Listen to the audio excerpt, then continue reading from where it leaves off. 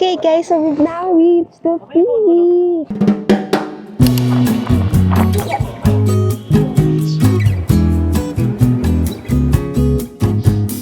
This is the highest peak sa buong Vietnam and the whole of Indochina.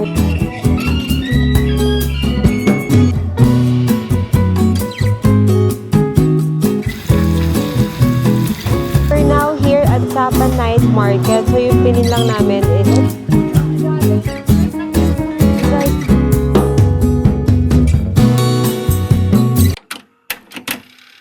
good morning, besties! It's one rainy day here in Sapa, and kung kailan naman ang schedule natin today ay pupunta ng Fancy Pan, tsaka naman umulan.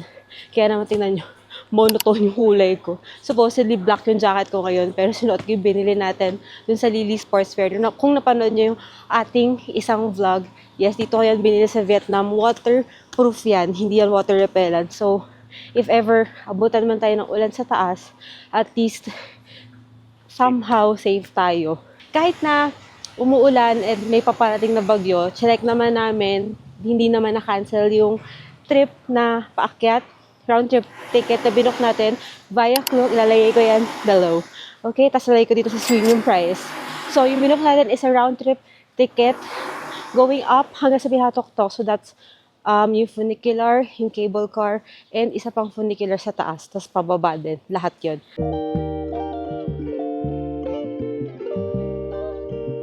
Sundan nyo lang yung signages dito, guys.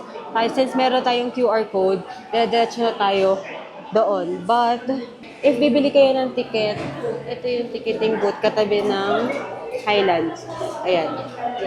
Ito, katabi ng Highlands Coffee.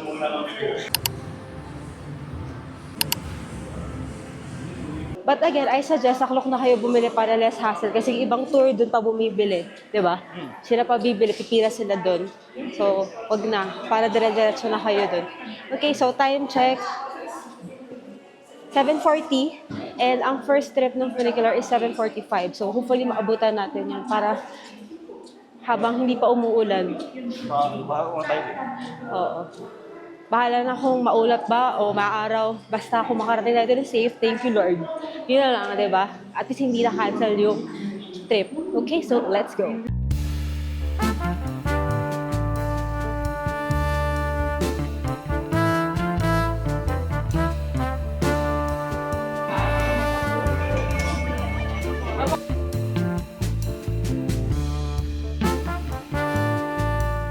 So, nakarating na tayo, guys.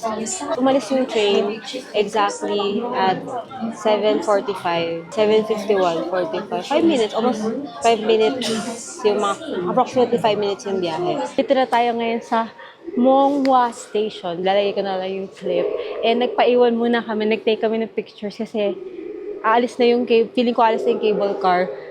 And wala namang time. Hopefully, walang time yung cable car. So, tingnan natin mamaya. Para at least, masolid din natin yung buong cable car. So, we'll see. We'll see. So, tayo ngayon ay papunta na sa cable car. So, let's go! Sundan nyo lang yung mga paintings kasi sasakay tayo yung cable car. Yan, sa Wang Yen Station. Ayan, ito yung pilaw. Okay, let's go na daw. Okay. This trip is mga approximately 25 minutes. Medyo matagal to kasi medyo malayo. And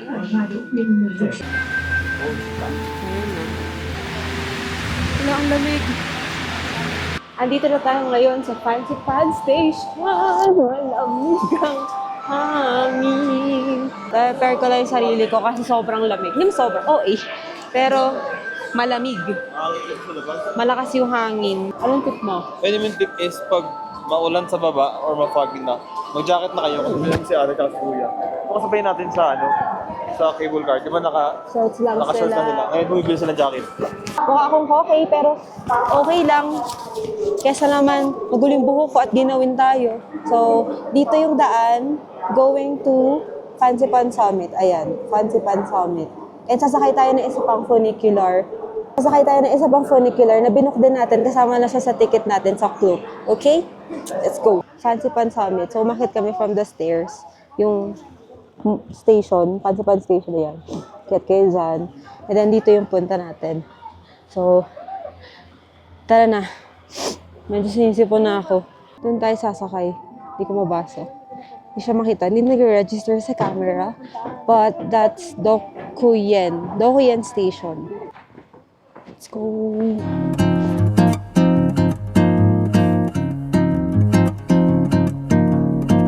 So, ayan. Nakasakay na kami doon sa last funicular. Going to the summit.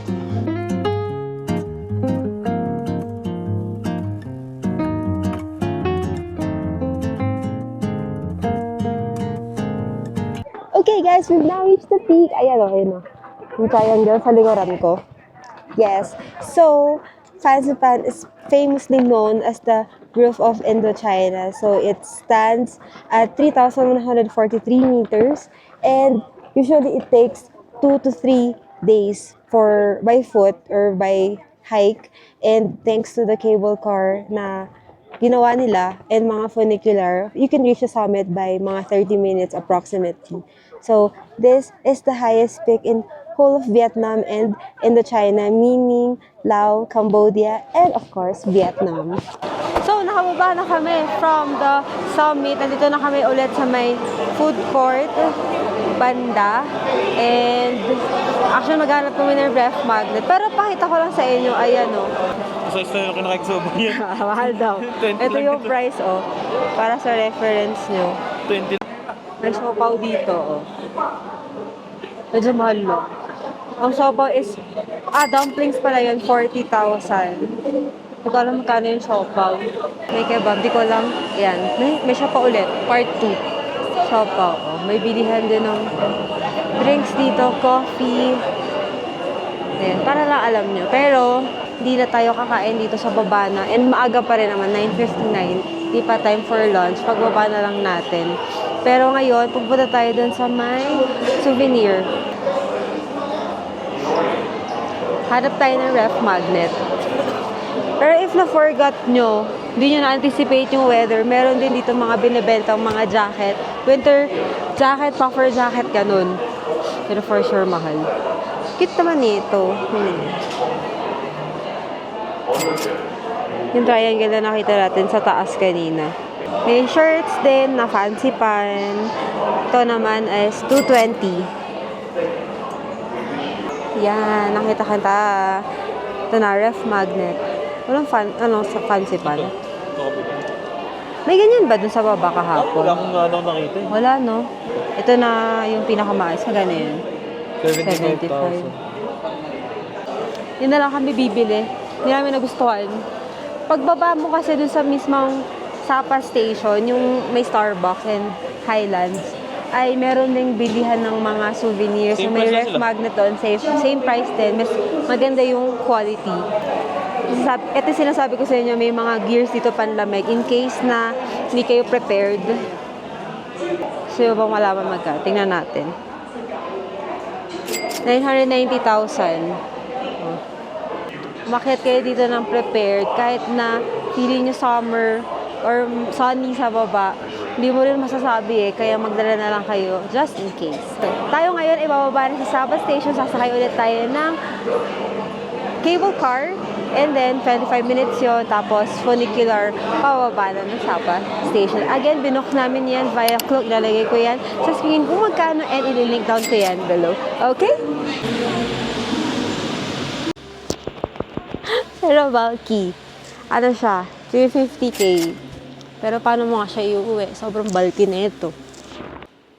Ito, may ref magnet. Okay ito. Okay yung quality na ito. Okay, ito matanggalin. This is 70,000. Actually, maganda rin to. And ito maganda. Hindi, mas gusto ko to. Meron pa dito mga parang postcards. Pero magnet. Mga t-shirt. Ayan, may mga shirt dito. Kagaya na sa taas. Sapa. This one is 350. Kano nga ba yung kanina? Nakalimutan ko na. May mga coffee din dito. Pero doon tayo bumili sa grocery, di ba? Andun yan sa ating isa pang vlog. Mas mura doon. Kesa sa mga ganito-ganito. We're back here sa Wanglian Station kung saan tayo sumakay ng cable car kanina. And then now, hindi namin sure paano pumunta doon sa funicular pababa. So, umakit kami. Kasi may signage pa ganun. May signage yan pa ganun. So, tingnan natin. Samahan nyo kami. Kaya tayo. Ayan. So, dito pala yung Sunworld Fancy Pan na yung malaking-malaking signage. Ayun, sa likuran ko.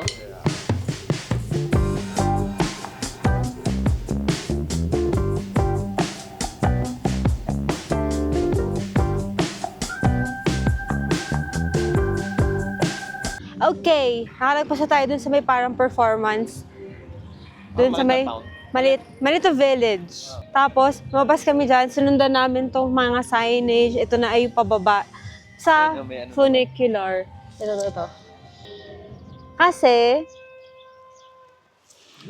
yung kanina sa Wanglian, if I'm correct, Wanglian Station, sinakyan at binabaan natin ng cable car. Sarado na yung dinaan natin ng mga paintings. So, iikot ka talaga dito sa labas. Dito papunta sa garden. So, ito na. Ito na yung funicular, yung Mongwa Station. So, ikot talaga malala. Pababa naman. So, wala naman problema. Hindi naman hihingalin. Oh, pwede kasing from funicular, lalabas kayo dyan, tapos paakyat. Kaso, akit kayo na daan kayo sa village, bababa na naman kayo papatang cable car. Ba't ko papahirapan sarili ko, may escalator paakyat dito. 'Di ba? So, mas okay na or baka kasi sarado, wala silang choice. Bukas yan. Tingnan natin. Kaya pala, kasi tingnan nyo, sarado na. Ayan o. Dito tayo galing kanina eh. Dito tayo dumaan, nag-escalator tayo papunta. Kasi naka-pass lane yun. Sarado talaga siya. Kasi yun pala ay daanan for mga wow pass lane, yun yung pangalan. Mga magbabayad ng extra para shortcut. Hindi ko mag-gets bakit nung umaga ay wala naman. Doon kami pinadaan. Siguro dahil yun yung first biyahe. Wala pong masyadong, wala pang tao. And ngayon kasi sobrang dami ng tao paakyat. So, baka yun. Pag peak hours siguro. So, inote nyo na lang yun. Kung pupunta kayo dito, agahan nyo kung hindi kayo, para hindi kayo hingalin paakyat dun sa may village. Kasi matarik din siya, ha? Kahit hindi siya hagdan. Siya, uphill. Okay, guys. Nakababa na tayo sa Sapa Station. And actually, wala pa kami picture dun sa may Sapa Station, yung harapan. So, mag-take lang kami ng pictures dun and then maghahanap na kami ng lunch place. Malapit muna sa ating hotel. So, 11:46 na sakto. Half day lang talaga yung trip going to Fancy Pan. So, ayan. Picture muna kami and I'll see you guys later. We're back! At least dito walang katao-tao. Kahit na 12:23 lunch break. Guaranteed masarap naman dito. Thank you. Food is here. Try na natin yung fried rice. Kasi yung fried rice is walang lasa itself. So, may binigay na kasamang parang ikuman.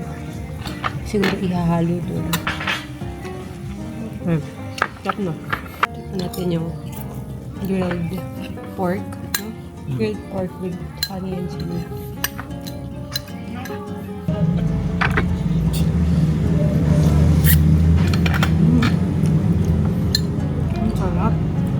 It goes very well with the fried rice. It's so good. Sarap ba? Spring rolls. Cheers.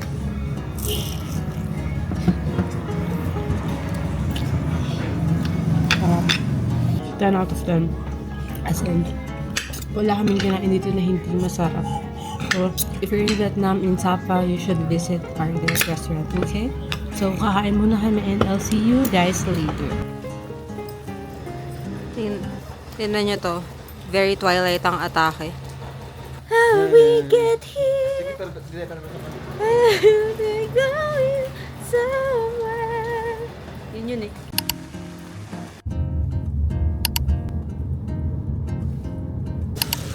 Hey guys! Good afternoon. It's Dan again here. And nagpahinga lang kami sa hotel.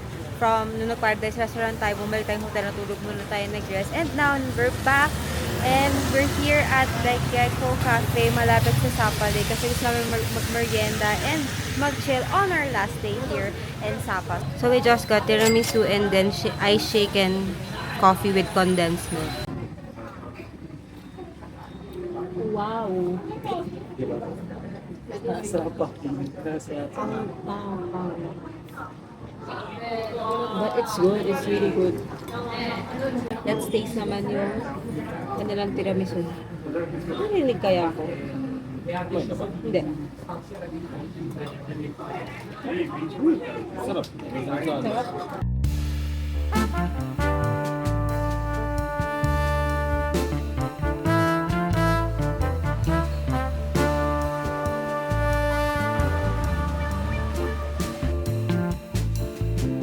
Alright, okay. We're now here sa 24 restaurant kung saan kakain tayo ng last dinner natin here at Sapa. So, niresearch ko to, nakita ko to na masarap nga daw dito and ang may-ari is parang Vietnamese family. So, tara, pasok tayo. Medyo marami rin kumakain eh. So, yeah. Wow.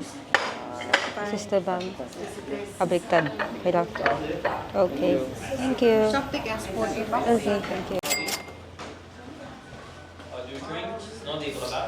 Meat come with salt. Sticky rice come with peanut. Okay. Thank you. This one, ididip ko dito. And then, ditong rice, na sticky rice, ididip ko naman dito. Ito siya. Yung parang rice. And then, dip ko siya dun sa peanut kanina. Parang matamis siguro to.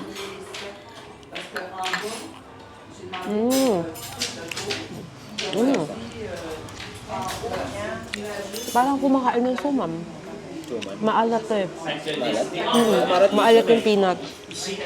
And then, test natin tong parang barbecue. Dip natin sa sauce. And then,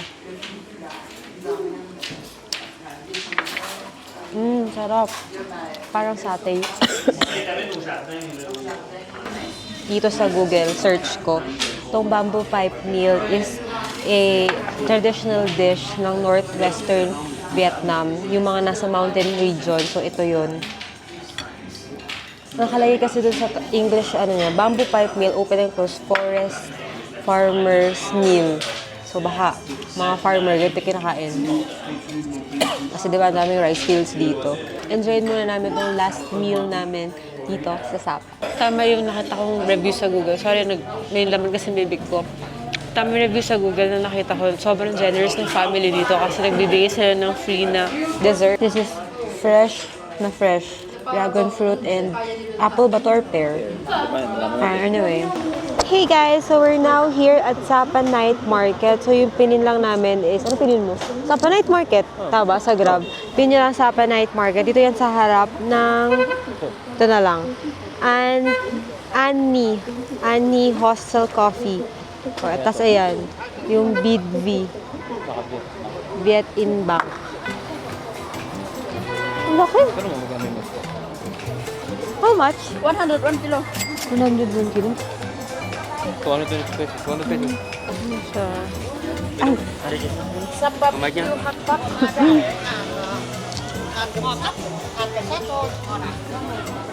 more on ano siya, street food.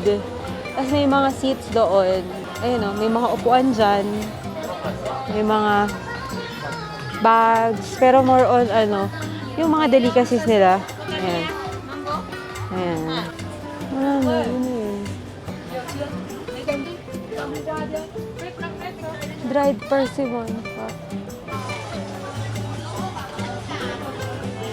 And that's it guys. This ends our Fancy Pan Day and our last day here in Sapa. Maraming salamat po sa panonood, and if you have any questions, you can comment them down below, or if you have any suggestions, please comment them down below, or you can message me personally on my Instagram accounts. Don't forget to follow me on my social media accounts here on the screen. Again, this is Dan Villavieja, giving you contents, anything and everything under the sun. Thank you guys for watching, and I'll see you on the next one.